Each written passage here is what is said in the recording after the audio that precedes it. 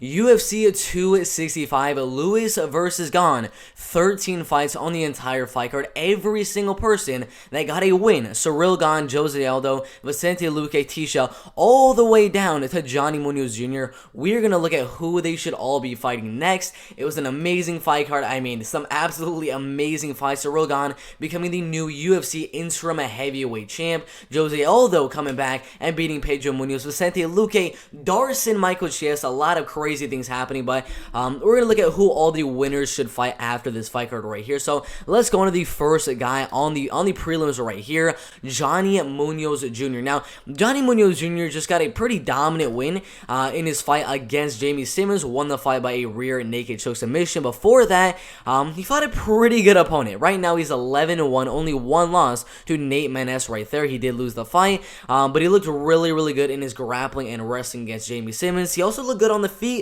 His striking looked very, very solid. Right now, he is ranked as the 77th best bantamweight fighter in the world right now. And then Andre Yule is one of the guys right here who's on a losing streak, getting knocked out by Julio Arce and getting dominated by Chris Gutierrez. Both Julio Arce and Chris Gutierrez were more of strikers, so maybe Andre Yule can turn the tables if he fights more of a wrestler, grappler type of guy. And Johnny Munoz Jr. Will be able to fight a very, very tall, lengthy fighter in this bantamweight division, and it's going to be a good step up at number 45. So Andre Yule versus Johnny Munoz Jr. seems like a really, really solid fight to me. Who I would have winning the fight, I'm probably going to be leaning slightly towards Johnny Munoz Jr., but I can definitely see some outcomes for Andre Yule to win the fight, but it's a good one. This is the fight I do think should be made for Johnny Munoz Jr. right there. And then we got Melissa Gado, who had an amazing performance. So, Melissa Gado is 7-0 as a professional MMA fighter. Absolutely amazing. Actually, 7-0-2. She has 2 draws on her career, but she's only 25.5 years old. Super lengthy, has 69-inch reach, and has amazing grappling and wrestling skills. And her striking really looked very, very good against Victoria Leonardo as well. So, I think she should definitely get a big step up in competition. Right now, she's at number 50 in the flyweight rankings right here. And I was thinking of who they should give her to. I was thinking maybe a Lara Procopio, but I think she got cut from the UFC. So the one girl that's on a losing streak right now and not doing too good, that needs one more win to get her back into the conversation at the women's flyweight division, is going to be Poliana Botelho. And for Melissa Gado, I mean, she only has one fight in the UFC, so this should be a decent step up against the number 39 girl. If she can win this fight against Poliana Botelho, I would consider giving her maybe like a loser of JJ Aldrich, Tracy Cortez, the loser of Mandy Bone, Ariane Lipsky, something like that. But for right now, I think Poliana Botelho versus Melissa Gado would be a good step up. Not too much of a step up, but just one to see where she really fits in to this women's flyweight division. But Melissa Gado and right here, Poliana Botelho seems like a pretty good fight to me. And then we got Miles Johns right here. The man looked absolutely amazing in his fight with Anderson Dos Santos. I mean, those leg kicks were absolutely vicious. He's only 27.5 years old. Pretty tall fighter for the bantamweight division as well.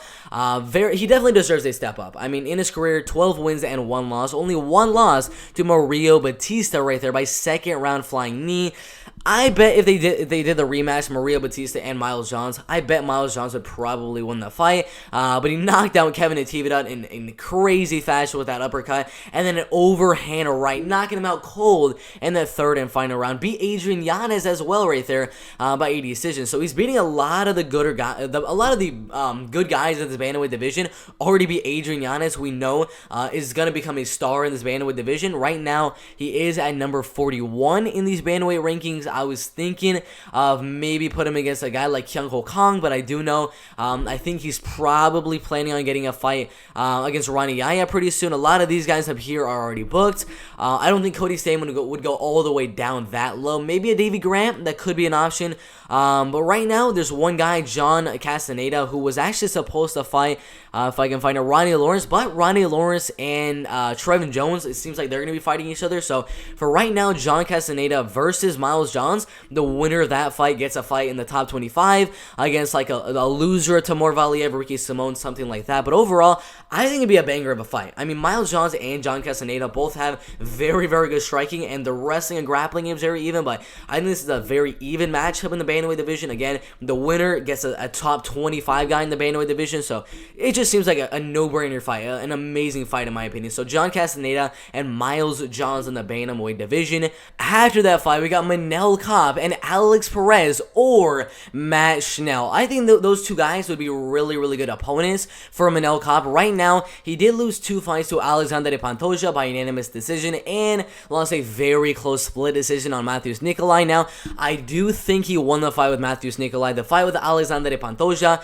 he just didn't throw enough volume, but I do think he won the fight with Matthews Nikolai.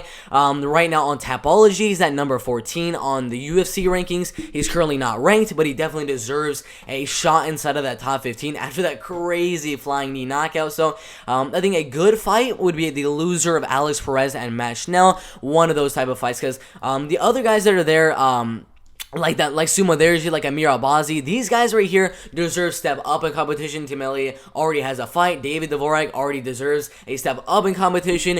Kaiko Reference already has a fight. Brandon Royval already has a fight. Joseph Benavidez, I don't think he should get that big of a step up. So the loser of Alex Perez and Matt Schnell, it'd be a banger of a fight. I mean, Manel Kape, his striking is absolutely amazing. He's really explosive, very fast, and really powerful. So I think a fight with two guys that might have the grappling and wrestling edge over him would be an interesting one. So Manel Kape versus the loser of Alex Perez versus Matt Schnell right there. And then we have a Jessica Penne and Felice Herrig in the women's strawweight division.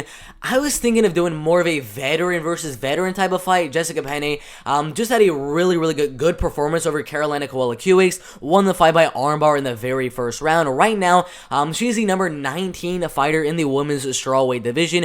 She definitely deserves a step up in competition. Livia D'Souza already has a fight. Loma Lukbumi deserves a step up. Brianna Van Buren, not too sure what she's doing. Kanaka, I don't think that fight's going to be a good one right there. Maybe a Nina Ansaroff or Nina Nunes, but I think another good fight would maybe be a Felice Herrig type of fight.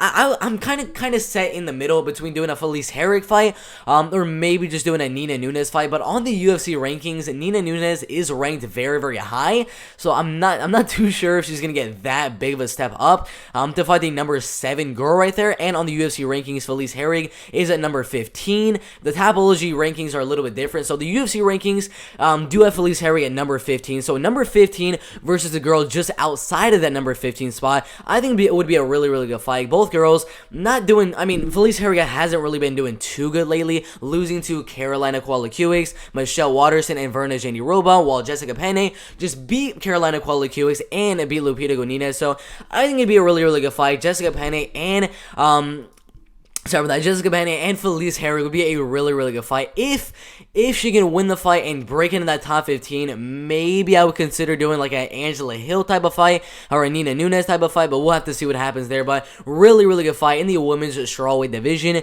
Alonzo Menifield and Misha Kirganov. Now, you might be thinking, why would I put Alonzo Menifield and Misha Kirganov together? I mean, most people would want to see Alonzo fighting another really, really good striker, get another knockout win or something like that. But after the win over Ed Herman, it was a very technical, very thought-out game plan. Not really going for the finish. He went for it a little bit in the early rounds, but I mean, 11 wins, 2 losses, has a lot of finishes. Only one fight going all the way, I believe. 7 knockouts, 3 submissions, and 1 decision. Only 2 losses right there. He's ranked at number 21 in the light heavyweight rankings. Obviously, he doesn't necessarily deserve a top 15 spot in the light heavyweight rankings. Maybe a guy right outside, but a lot of the guys outside, like Ian Cutelaba, Devin Clark, Jamal Hill, I mean, even Ryan Spann, Jimmy Crute, all these guys are already booked. I don't think he's going to fight Adong Jung. I don't think he's going to get any of these guys right here. So I think a good fight for Alonzo Menifield would be with Misha Kirganov, a really, really good wrestler and grappler. If he can win the fight with another wrestler and grappler type of guy in Misha Kirganov, it'll show that he has the ability to defend the takedowns as well, to precisely strike on the feet and go to the decision as he's shown on Ed Herman. And he shows he has the power to finish the fight as well. So I think it'd be a good fight. Misha Kirganov versus Alonzo Menifield in the light heavyweight division. And then we got Vince Morales versus Journey Newsome in the bantamweight division. Right now, Vince Morales, he got a pretty good win over Draco Rodriguez by unanimous decision. But before that, he wasn't necessarily doing too good in the UFC, losing to Benito Lopez by unanimous decision, and Chris Gutierrez by second round leg kick knockout, only beating Ayman Zahabi and losing to Yadong Song as well. But right now he's at number 85, and the guy that is sort of a little bit ahead of him on the UFC rankings is Journey Newsome. And where is he? Let's see if I can find him. Journey Newsome right now is 9 wins, 3 losses, and 0 draws on a 2-fight losing streak. That's the main reason I want Journey Newsome to fight with Vince Morales right here. I think it'd be a really, really good striking fight. If Vince Morales can win this fight, it shows he definitely deserves to stay inside of the UFC. And if Journey Newsome wins, it points out that he deserves to stay inside the UFC. So whoever loses the fight, in my opinion, should probably get cut from the UFC. I mean, Journey Newsome would be on a 3-fight losing streak, and his opponent would be, I don't even know, he'd be like 2-4, 2-5 in the UFC, which isn't necessarily that good. But either way, Journey Newsome has shown that he's able to fight guys down the rankings, like a Felipe Colares, who he's supposed to fight earlier on in the year. So if he was willing to fight Felipe Colares, who is ranked at the 120th ranked right there, he would definitely be open to fight a guy like Vince Morales. So Vince Morales versus Journey Newsome seems like a pretty good fight in the bantamweight division right there. This fight was an absolute banger. Rafael Fiziev versus a Bobby Green. I mean, absolute banger. Fight of the night for sure. I mean, I believe they did win it, right? Let's see. 50,000 bonus to Rafael Fiziev and Bobby Green. Yeah, definitely. That fight was an absolute war. Bobby Green, I think he won the 3rd round, but it was a really close fight. A lot closer than these betting odds that do suggest. But I'm not too sure what Bobby Green should do, but I do know Rafael Fiziev deserves a spot inside of that top 15. Just be Alex White, Mark Diakesi, Renato Moicano, and Bobby Green. Bobby Green, who in my opinion beat Thiago Moises, who is inside the top 15 of that lightweight division. But right now, there is one guy that is willing to fight on the UFC 266 fight card with Alexander Volkanovski and Brian Ortega, and that one guy is Dan Hooker. Thiago Moises, I don't think he's going to take the fight. Armin, I think he wants to step up. Brad Riddell wants to step up. Diego already has a fight. Kevin going to welterweight. Gregor wants to step up. Connor's injured. Dan Hooker is open to fight on UFC 266. It'd be a banger. It'd be an absolute banger. If Dan Hooker is still willing to fight on UFC 266, I have no doubt Rafael Fiziev will be taking that fight, because UFC 266 right now is August 8th of 2021. UFC 266, let's see if I can find when that date is supposed to actually be. Let's see if I can find it. 1 second, guys. Yeah, let's see if I can find it. It is on September 25, so we still have a month and a half till UFC 266, and Dan Hooker says he wants to fight on that fight card. Rafael Fiziev, this is his chance to get a shot in the top 10 of the UFC lightweight division against a guy that says any fighter is open to fight. Anyone. He is willing to fight Armad Zaryukan. He's willing to fight Islam Makhachev. He will be willing to fight Rafael Fiziev. So I think a fight with Rafael Fiziev and Dan Hooker would be an amazing fight right here in the lightweight division. I'm not too sure who I'd go to win the fight, because Rafael Fiziev didn't look too good in the later rounds with Bobby Green, but it'd be an absolute banger. Rafael Fiziev and Dan Hooker in the lightweight division right there. So Yadong Song and then Casey Kenny just had a really good fight. Song Yadong did win the fight by a 29-28 decision on one of the scorecards, won it by 30-27 on another, and lost it by 28-29 on one of the other scorecards. But it was a really close fight, a split decision on those judges' scorecards. But right now, Yadong Song is only 23.5 years old, the 18th best bantamweight fighter in the world. And I do think he deserves a spot instead of that top 15 of the bantamweight division. And right now, a lot of people are, like a lot of the younger guys, the up-and-coming fighters in that bantamweight division are supposed to be fighting Rafael Assunção, but Rafael just keeps on pulling out over and over again. But right now, Rafael Assunção versus Song Yadong seems like a really good fight. Song Yadong versus Rafael Assunção. I mean, I would definitely pay to see this fight. Maybe make it a co-main event of a fight night, or just put it on another main card of a pay-per-view or something like that. But Song Yadong and right here, it'd be an absolute banger. So Song Yadong, fighting Rafael Assunção would be an absolute banger in the bantamweight division. I'd probably go Song Yadong to win, but it'd be a really good fight. Song Yadong versus Rafael Assunção in the bantamweight division. Tisha Torres and Angela Hill in the women's strawweight division. You see right here, Yan Xiaonan. In the post-fight interview, Tisha Torres did say top 5. Top 5. I don't want a top 8. I don't want a top 6, top 5. She wanted a top 5. So, the person in the top 5 that I think the most likely she's going to get a fight with would definitely be Yan Xiaonan. Carla Esparza deserves a title shot after her last win over Yan Xiaonan. I personally do think Carla Esparza should fight Rose Namajunas. Zhang Weili should probably just wait a little bit and see what happens next. Joanna, I really don't think it's going to go that down in the rankings. Marina Rodriguez, Mackenzie Dern are already fighting. Nina Nunes, I don't think that's going to happen. But Tisha Torres at number 10 versus Yan Xiaonan, because Yan just got dominated in her last fight with Carla Esparza. She's not going to get a step up. She's not going to fight Marina or Mackenzie Dern or Nina Nunes. A perfect fight, in my opinion, would be a Tisha Torres versus Yan Xiaonan. The winner of this fight, I really don't know, but I think it'd be an absolute banger in the striking game. Tisha Torres versus Yan Xiaonan. Right now, I think I'm going to be going with Tisha Torres if this fight does happen. But it's a really, really good fight in the women's strawweight division right there. And then we go into the welterweight division of Sante Lucay versus Colby Covington. His last win over Michael Chiesa, really, really solid win. Another Darce choke submission. I believe he has the record of most Darce choke submission wins or anacondas in UFC history. One Darce choke submission win right there. An anaconda, another Darce choke, so that's 3 right there. Another Darce choke, that's 4.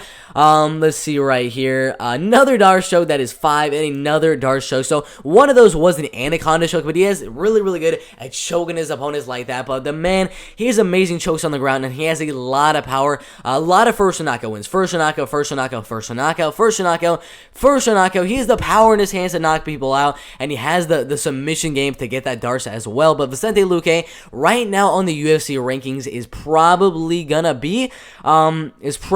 move to number 5. I don't know if they're gonna put him above Stephen Thompson, since he ended up losing to Stephen Thompson a couple of years ago. But Leon and Gilbert, in my opinion, are gonna fight. But right now, Vicente Luque is gonna be number 5. In my opinion, should fight the loser of Colby Covington and Kamaru Usman.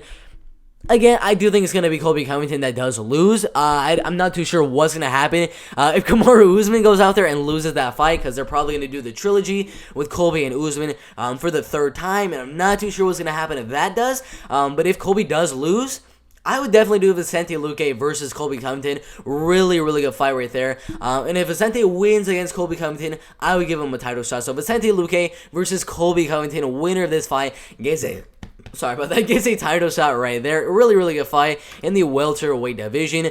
Jose Aldo and TJ Dillashaw.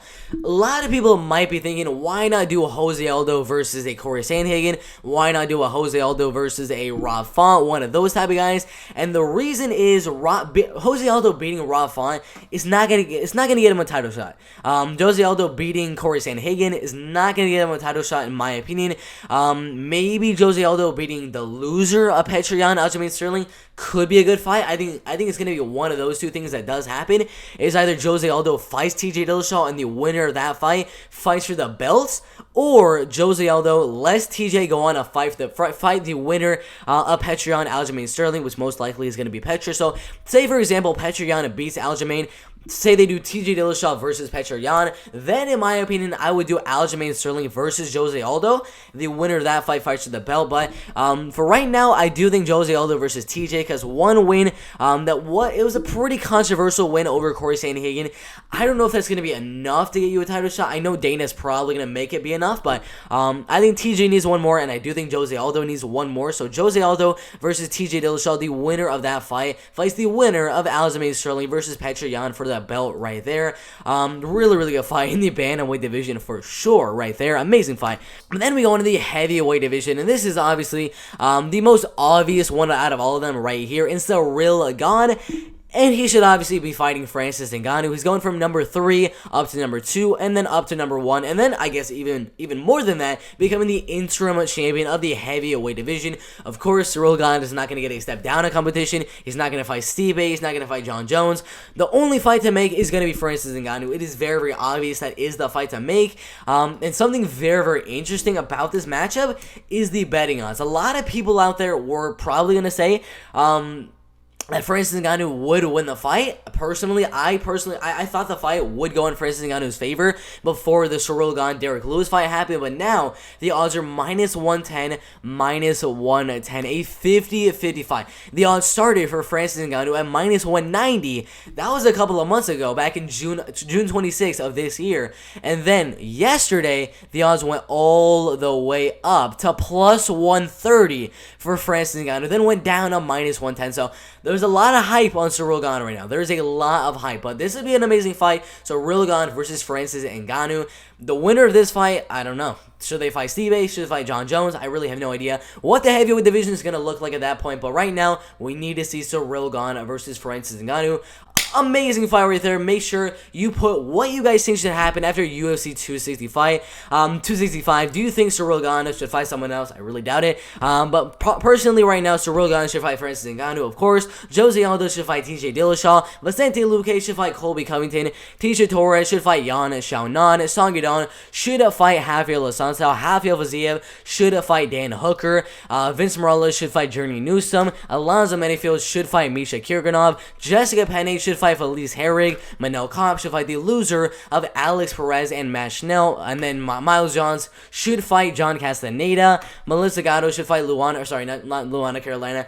Should fight Poliana Botello right there. And then Johnny Munoz Jr. should fight Andre Yule right there in the bantamweight division. Really, really good fights for UFC 265. Cannot wait to see what matchups the UFC decides to do. But if you're still here at the end of this whole entire video, make sure you guys hit the like button, subscribe to the channel, and comment in the comment section below. Just put the word Bert MMA. If you're here at the end of the video, just type the word Bert MMA just so I know you're here at the end of the video.